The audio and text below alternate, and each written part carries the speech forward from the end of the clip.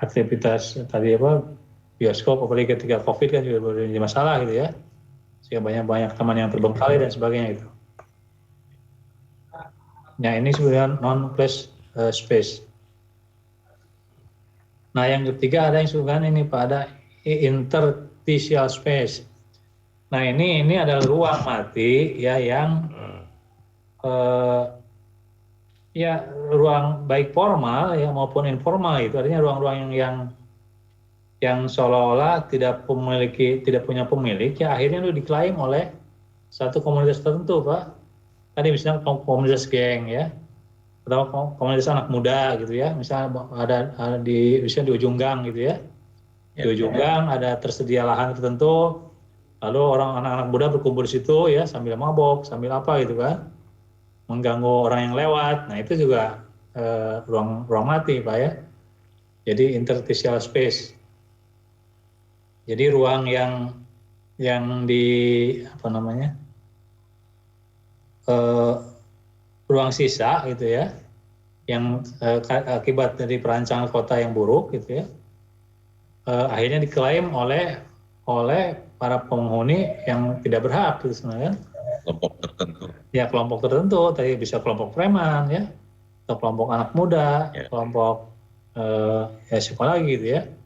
Dan umumnya itu adalah menimbulkan ketakutan gitu ya, orang lewat jadi takut dan sebagainya gitu.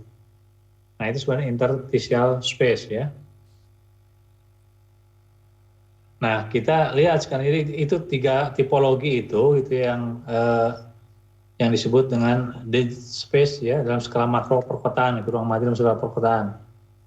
Nah tapi ada ini beberapa upaya misalnya yang dilakukan gitu ya untuk meretrofitting atau merevitalisasi ya, memulihkan kembali fungsi-fungsi kota mati itu menjadi tidak mati ya, ruang mati itu.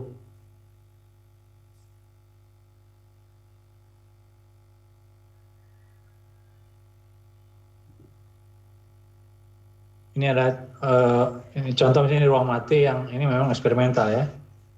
Ini kan katanya ini di masa depan itu mungkin akan terjadi seperti tadi kasus di mana di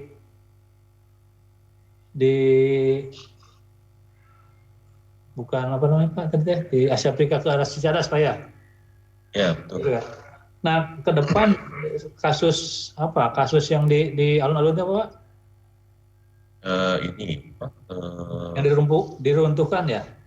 Mall apa? Belum Pak. Oh ini ya. Palaguna. Nah yang ini belum itu kan itu yang Matahari Cikapundung. Yang Matahari itu problem waktu itu belum problem marketing sebenarnya, tapi karena problem perancangan aja kan. Nah, tapi sekarang kan itu akan menghadapi ketika belanja online semakin ini, ya apalagi itu didorong dengan pandemi kemarin kan Pak ya. Itu problem mall-mall itu adalah tadi akan kehilangan pengunjung kan, Pak ya. Dan sekarang nampaknya tadi katanya tahun 2022 itu seluruh Matahari, kemudian apalagi Giant ya itu akan tutup ya Pak, coba bayangin. Ya akan tutup supermarket itu sebagian besar bahkan hampir seluruhnya tutup.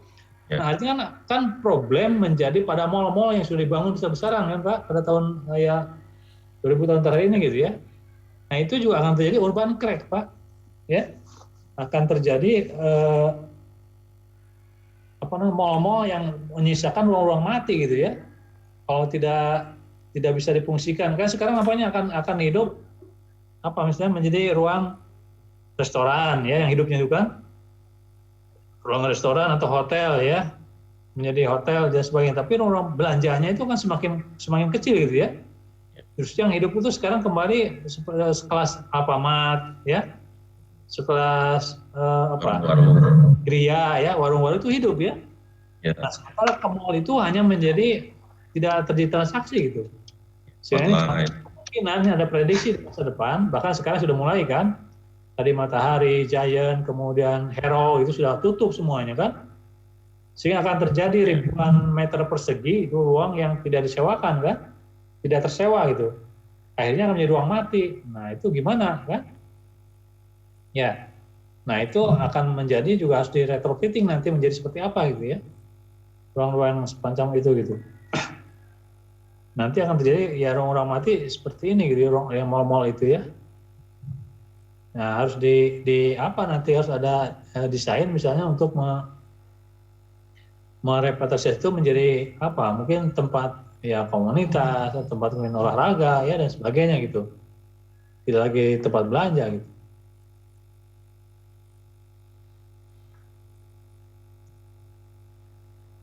Nah, ini ada contoh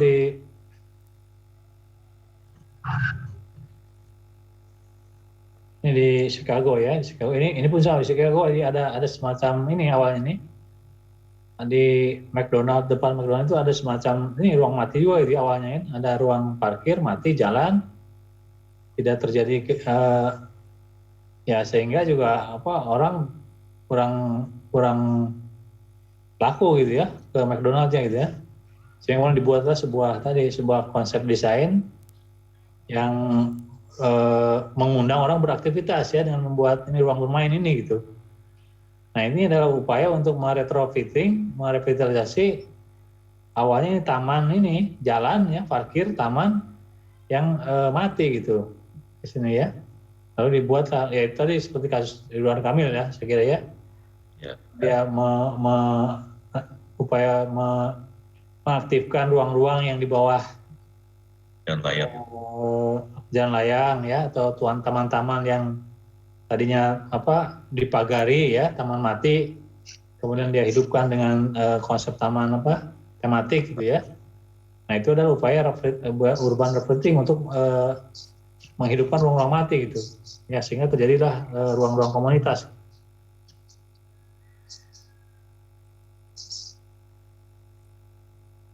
Nah, ini contoh yang tadi yang film ini ya. Oh iya. Yang kayak Ridwan Kamil kan. Ini arsiteknya SAHU ya, konsultannya ya. Jadi di Pasupati. Nah, entah ini apakah masih hidup sekarang ya, karena pandemi ya. Masih ini nggak? Saya belum lihat lagi nih. Udah enggak, Pak. Ada lapang futsal gitu, jadi lapang futsal. Oh gitu ya, ininya masih ada. Masih ada, cuman nggak pernah nyala. Udah berubah fungsi. Ya itu akibat, ya itulah itu problem juga gitu ya. Biasanya karena soal tadi pemeliharaan ya, maintenance dan sebagainya kan. Ya itu tadi karena jadi memang sekali lagi arsitektur tidak bisa memecahkan semua masalah gitu ya. Jadi masyarakat juga perlu dididik gitu ya, pendidikan budaya berkota gitu, sehingga orang bisa menghargai gitu ya kotanya gitu ya. Kan saya pernah lihat tuh di Sekajadi di mana itu kan air pancurnya tiba-tiba baru seminggu peralatannya hilang gitu kan ya. Iya, Cemara. Ya di Jalan Cemara itu kalau saya air mancur yang sangat bagus ya kira curi. Nah, itu semacam itu kan bukan hanya problem arsitektural gitu, tapi problem security ya, problem sosial dan sebagainya, hingga perlu ada pendidikan budaya berkota masyarakat itu.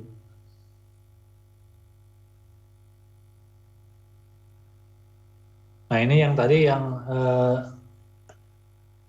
interstitial apa retrofitting ya, lalu diaktifkan gitu ya dengan membuat hijauan ya, hijauan dan sedikit pagar, sehingga tidak lagi tidak diklaim oleh kelompok-kelompok masyarakat yang liar gitu ya. Ya itu Pak, saya kira isu kontemporer ini kita bahas tentang ruang mati. Mungkin ada yang ingin direspon Pak? Enggak?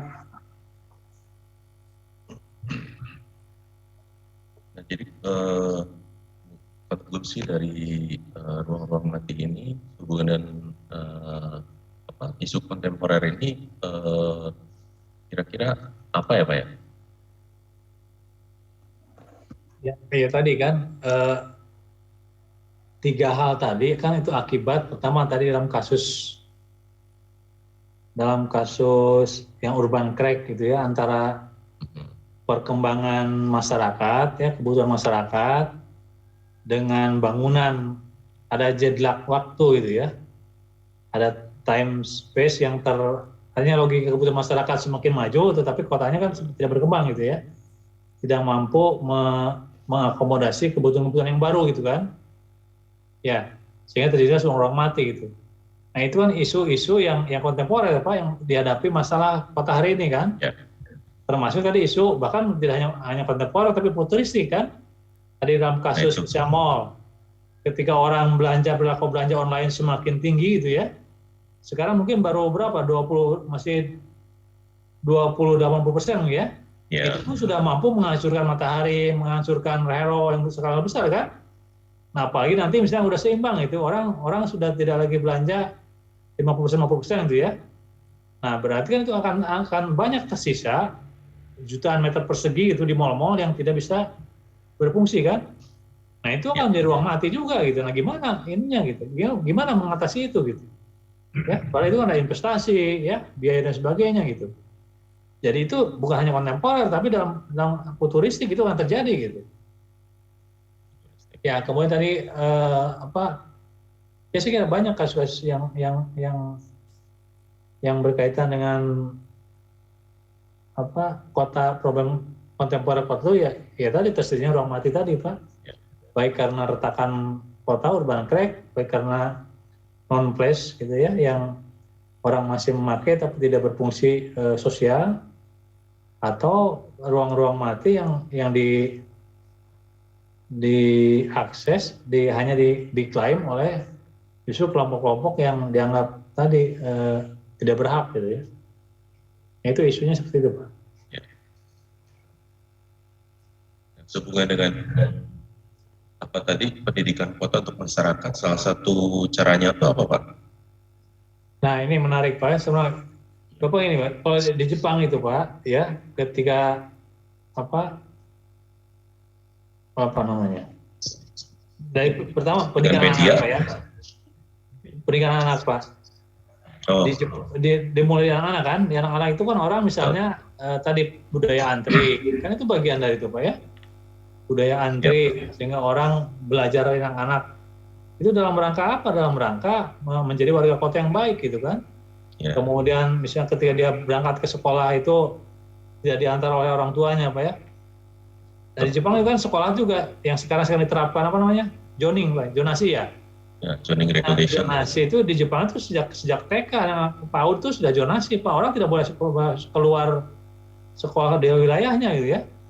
Nah, sehingga anak 5 tahun, 4 tahun pun dia akan beriringan, itu dia jalan yang memang jalannya sudah baik gitu ya, trotoar dan sebagainya, tidak diantar orang tuanya, tapi dia saling jemput gitu ya.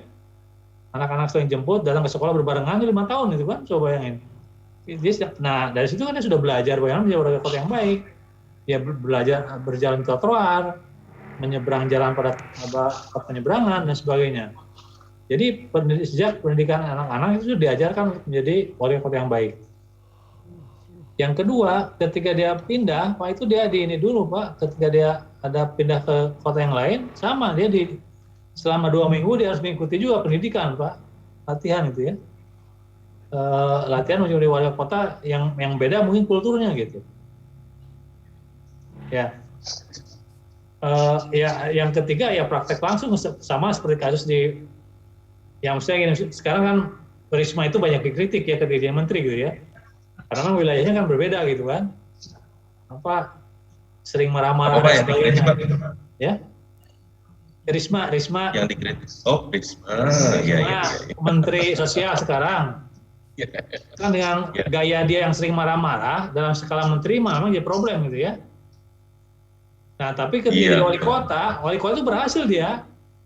Sehingga kotanya itu luar biasa ya, kotanya luar biasa. Itu salah satunya ada upaya pendidikannya tadi dengan cara pertama di taman itu dia sediain itu Pak, hansip Pak ya.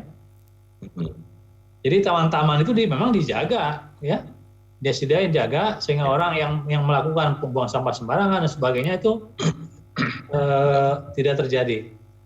Ya. Yang kedua, ya tadi kalau udah ada kesalahan seperti kasus apa kemarin itu ya,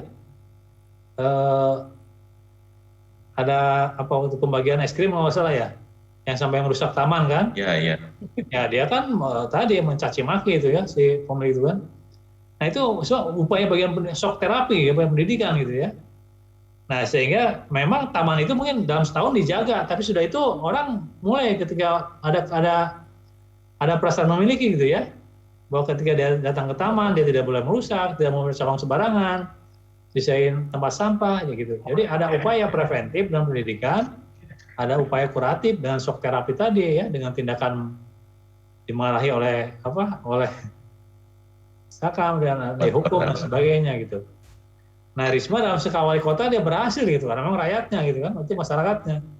Tapi jadi menteri ya jadi problem ya, karena tidak semua jadi bawahan dia kan, bukan rakyatnya gitu. Ya. Ya, artinya tidak bisa Termasuk di instan, Pak, ya. Surabaya itu Pak, si security-nya itu di taman itu bukan laki-laki, perempuan ya.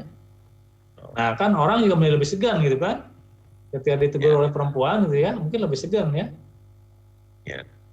Gitu. Ya, artinya pendidikan itu nggak bisa instan, Pak ya. Jadi iya. harus jeda waktu. Jadi yang instannya ya tadi yang kuratifnya mungkin Pak ya, tapi kan tidak cukup gitu ya. Tidak cukup yang kuratif dengan marahan, yang hukuman dan sebagainya gitu ya. Tetapi juga soal pendidikan yang tadi sejak kecil itu. Betul. Ya. Jadi saya sudah melakukan riset itu Pak, ada buku saya itu Pendidikan Budaya Berkota Pak. Wah, sih gitu. Ada Pak dijual umum Pak? Bisa pesan di UPI Press Pak, ada di itu kalau saya lihat itu oleh penerbitnya di Surabaya atau di Jogja Pak ya. Bisa di Tokopedia Pak, itu bisa dicek.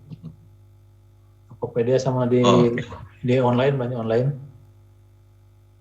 Ya, Pak. Judulnya Urbanitas dan Pendidikan Budaya Berkota.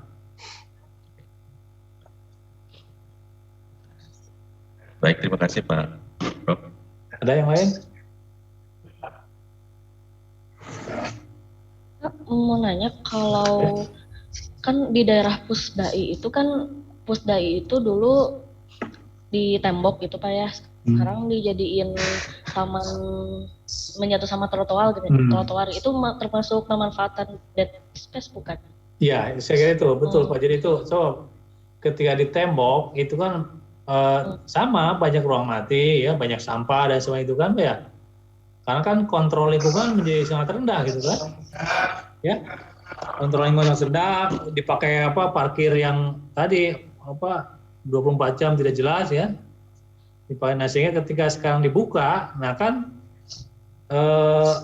tadi ada kontrol lingkungan ya, orang bisa melihat kan, tidak bisa sembarangan berbuat macam-macam di situ, sehingga itu saya kira bagian dari upaya menghilangkan ruang mati tadi Pak. Ketika dipagar tersedialah ruang mati gitu yang ada untuk buang sampah, parkir mobil sembarangan, jadi gudang atau jadi pedang kelima dan sebagainya itu ya. Nah ketika dia dibuka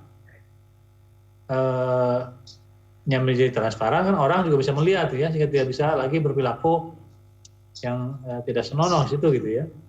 Saya kira itu bagian dari upaya untuk menghilangkan ruang mati tadi Pak. Maksudnya makro atau mikro Pak? Ya itu skala kawasan itu bisa berimplikasi pada makro ya, meskipun itu kan mikro, itu mikro untuk kawasan masjid tadi? Pusdai ya. Kalau dilihat dari skala Pusdai ya dia mikro kan, untuk merevitalisasi lanskap infrastruktur Masjid Pusdai. Tapi kan itu berimplikasi pada ruang makro kota gitu kan, karena kan kota menjadi lebih baik gitu kan. Ya Pak, makasih Pak. Pak Prof, punten tadi urbanitas dan pendidikan berkota ya punya? Iya Pak. Ya.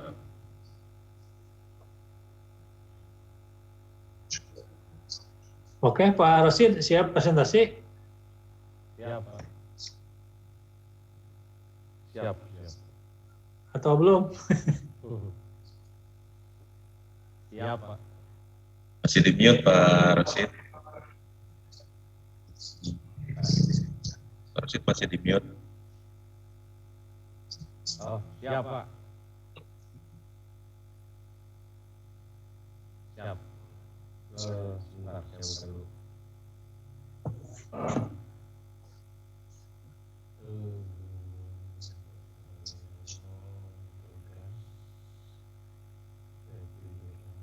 Ini review jurnal sama ini ya Pak,